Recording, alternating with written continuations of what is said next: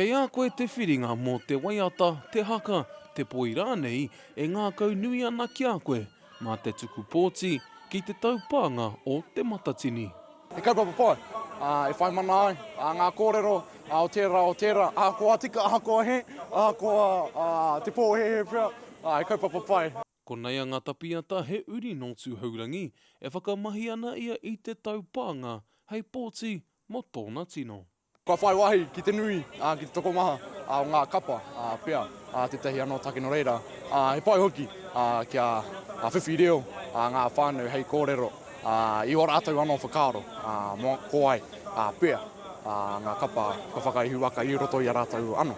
Ai, kei reira ngā kauwaka wā, engari, ko ngā kauwaka wā matua, anā ko te iwi nui, ko tai mai ki te tautoko i ngā kapa, i ngā rōpū kātū ki runga i te ātāmira. Nā reira, e āhei te pōti mō te waiata a muri i tōna putanga ki te ao, kaua i mua atu.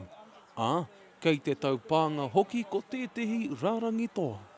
Anei, ko ngā purapura o te taihau auru. Ka mutu pia te tū, haku teina, haku tua ine, ta tuatu rā ki aku i rāmutu me haku wanaunga katoa.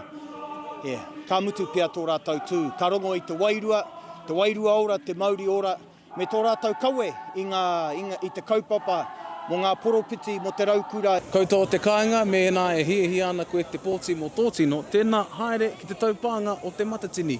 Ko tīpako hia ke e au i taku kapa, engari, kāre au mo te whakahu.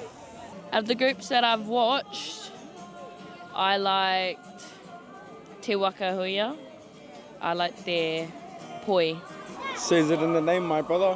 People's choice. There we go. He nui hoki ngā whakaaro me pēhea te whakawhanake i tēnei o ngā kaupapa, tetehi o ngā whakaaro e tautau mai nei ki au, me pēhea te whakamana i te reo o te hunga mātakitaki, tērā i te waiho noa mā te People's Choice, engari ka whakaaro ake mo ngā kaupapa huri i te ao mo te hākinakina, kua waiho mā tetehi paiheniti o tō rātou reo, te whai wahi ki ngā kaupapa mana nui ki ngā kaupapa aggregate. Ka kati te wā pōti hei te mutunga o te tū a te kapahaka whakamutunga ara a Ngāti Rangi Wewehi.